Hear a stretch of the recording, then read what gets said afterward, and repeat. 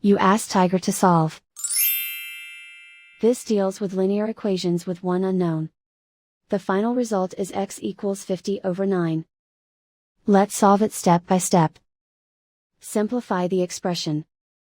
Find the greatest common factor of the numerator and denominator. Factor out and cancel the greatest common factor. Swap sides.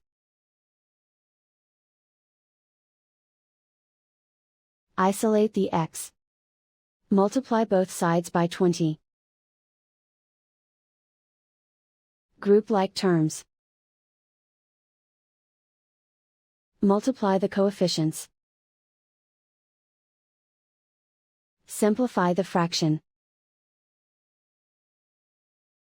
Multiply the fractions. Simplify the arithmetic.